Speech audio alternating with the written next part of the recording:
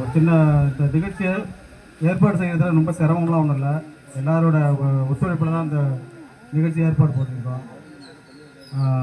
நம்ம தோழி பிருந்தா அவர்கள் வந்து நம்ம சுபகாணி முதல்ல நம்மளோட பள்ளிக்கூடத்தில் ஃபஸ்ட்டு இருக்கிற அந்த என்ட்ரன்ஸில் இருக்கிற அந்த ஃபோட்டோ என்ட்ரன்ஸ் ஃபோட்டோவை நம்ம ஃபேஸ்புக்கில் போட்டோம்ல, அதில் பார்த்துட்டு நம்ம நண்பர்கள் 4-5 பேர் தான் நாங்கள் வந்து அதை கமெண்ட் பண்ணியிருக்கோம். அப்புறம் பிருந்தான்னு சொன்னாங்க, நம்ம ஏன் இதுமாரி கமெண்ட் பண்ணுறோம், நம்ம குரூப் ஒன்று ஆரம்பிப்போம், நம்ம நண்பர்கள் எல்லாம் ஒரு குரூப் ஆரம்பின்னு சொல்லிட்டு குரூப் ஆரம்பித்தோம். கிட்டத்தட்ட ஒரு 4-5 மாதம், இப்போ கிட்டத்தட்ட 6 மாதம் ஆயிடுச்சு.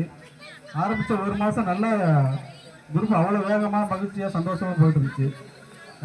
எல்லா நண்பர்களும் தங்க எங்கே வேலை பார்க்குறோம், என்ன படிச்சிருக்கோம், பிள்ளைங்க என்ன படிச்சிருக்கு அப்படிங்கிறத சொல்ல எல்லாருக்கும் சந்தோஷம்தான். நைட்டு வேலை முடிச்சு ஒரு 6 மணிலேருந்து 10 மணி அதுலேயே நம்மளுக்கு பொழுதுபோக்காக போயிடுச்சு. அப்புறம் வீட்டில் உள்ளவங்களும் என்ன பொழுதுனைக்கு இதிலே செல்லே பார்த்துட்டு இருக்கிற மாதிரி சூழ்நிலை வந்துருச்சு. அப்புறம் கொஞ்சம் கொஞ்சம் நண்பர்கள் என்னன்னு தெரியல. அப்புறம் பொங்கலுக்கு ஒரு நிகழ்ச்சிக்கு ஏற்பாடு பண்ணியிருக்கோம். எப்படின்னு கேட்டிங்கன்னா, பொங்கல் கன்னி பொங்கல் அன்றைக்கி எல்லா நண்பர்கள் வாங்க வந்துட்டு நம்ம ஆசிரியர்களை முதல்ல பார்ப்போம்னு சொல்லிட்டு ஏபி சார், நம்ம ஏபிஎம் சார், அப்புறம் எஸ்எஸ் சார், இவங்க போய் முதல்ல பார்த்தோம். இதில் இன்னொரு விஷயம் என்னென்னா, நம்ம செஞ்ச முதல்ல ஒரு நல்ல காரியம், நம்ம நண்பர் ஒருத்தர் நம்ம சேராங்குளத்தில் குப்புசாமின்னு ஒரு நண்பர் இருக்கார்.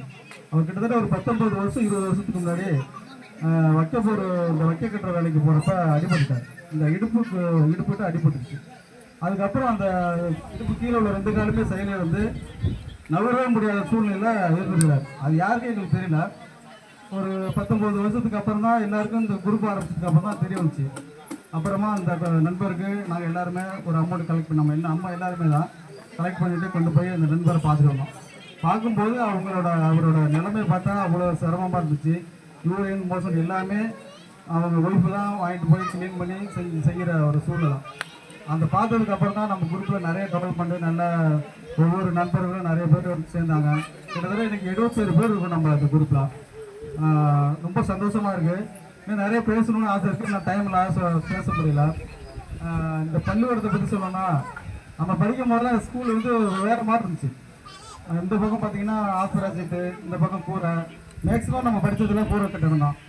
நம்ம வாத்தியார்கள்லாம் பார்க்கும்போது அப்போல்லாம் சைக்கிளில் தான் வருவாங்க.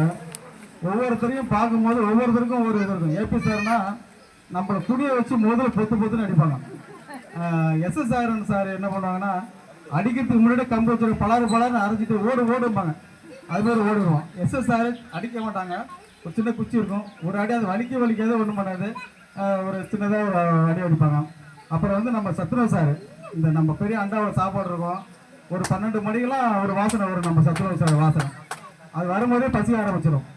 ஒரு டப்பா எடுத்துருப்போம், இல்லை அந்த அதே அண்டாவை வச்சு அந்த மேலே மூடி போடுறோமே, அதை போட்டு அப்போ வந்து என்ன சொல்ல வரேன்னா, ஒரு ஜாதி மதம் எந்த ஒரு உணர்வுமே இருக்காது. அதே மாதிரி தான் இப்போவே நம்ம நண்பர்கள் குரூப் இருக்கும்போது ரொம்ப சந்தோஷமாக இருக்குது. மற்ற நண்பர்கள் எப்படி தெரியல, எனக்கு நான் இப்போ ஒரு மாதம் அந்த நிகழ்ச்சியை ஏற்பாடு பண்ணும்போது ஒவ்வொருத்தரையும் பேசும்போது அவ்வளோ ஒரு சந்தோஷம். இப்போ நிறைய நண்பர்கள் இதை உதவி செஞ்சுருக்கிறாங்க. அவங்கள வெளியே சொல்ல வேண்டாம்னு சொல்லியிருக்காங்க.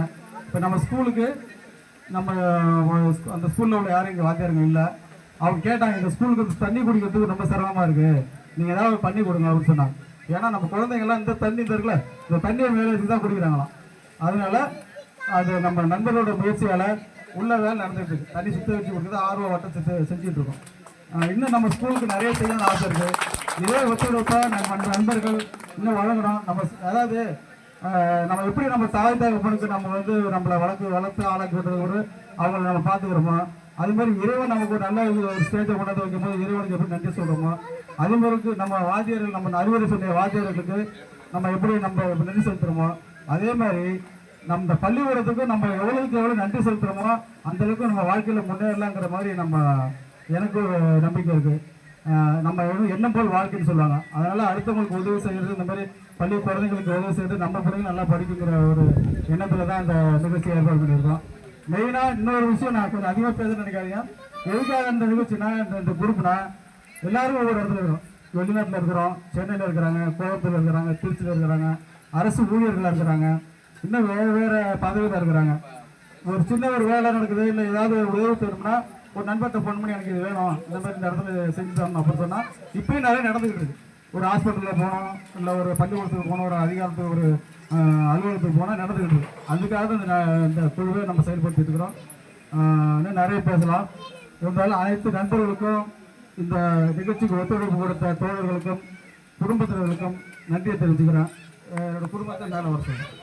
நன்றி நன்றி நன்றி. அப்புறம் வந்து